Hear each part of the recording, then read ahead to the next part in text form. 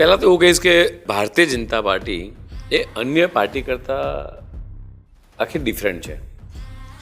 ભારતીય જનતા પાર્ટીનો કાર્યકર્તા હોય કે ભારતીય જનતા પાર્ટીની સરકાર હોય, એનડીએમાં કેન્દ્ર સરકાર હોય કે જે તે રાજ્યોની અંદર ભારતીય જનતા પાર્ટીની સરકાર હોય. ગુજરાતની વાત કરી લઈએ, માનનીય ભૂપેન્દ્રભાઈ પટેલની સરકાર, ભારતીય જનતા પાર્ટીની સરકાર, એ માત્ર ઇલેક્શન આવે ત્યારે જ પ્રજા માટે કોઈ યોજના લાવે એવું ક્યારેય બન્યું નથી આજ દિન સુધી. જ્યારે માન્ય વડાપ્રધાન શ્રી નરેન્દ્રભાઈ મોદી ગુજરાતના મુખ્યમંત્રી હતા, ત્યારબાદ વિજયભાઈ આનંદીબેન, વિજયભાઈ અને અત્યારે ભૂપેન્દ્રભાઈ.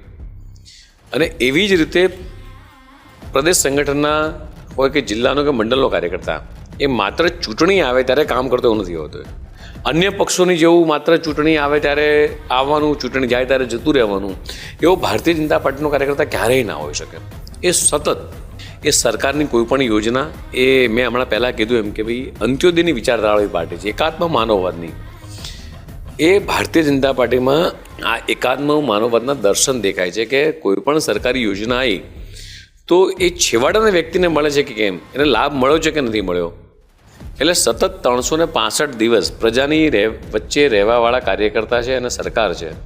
ગમે તેવી આપદા હોય, પરિસ્થિતિની અંદર, કોરોનાની પરિસ્થિતિ હોય, વરસાદ વાવાઝોડુંની પરિસ્થિતિ હોય કે ભૂકંપની પરિસ્થિતિ હોય, ભારતીય જનતા પાર્ટીનો કાર્યકર્તા હંમેશા ઓન ગ્રાઉન્ડ હોય છે અને ઓન એક્શન કામ કરતો હોય છે. એટલે ચૂંટણી આવે અને જાય પણ ભારતીય જનતા પાર્ટીનો કાર્યકર્તા સતત પ્રજાની વચ્ચે રહેવાવાળો કાર્યકર્તા છે.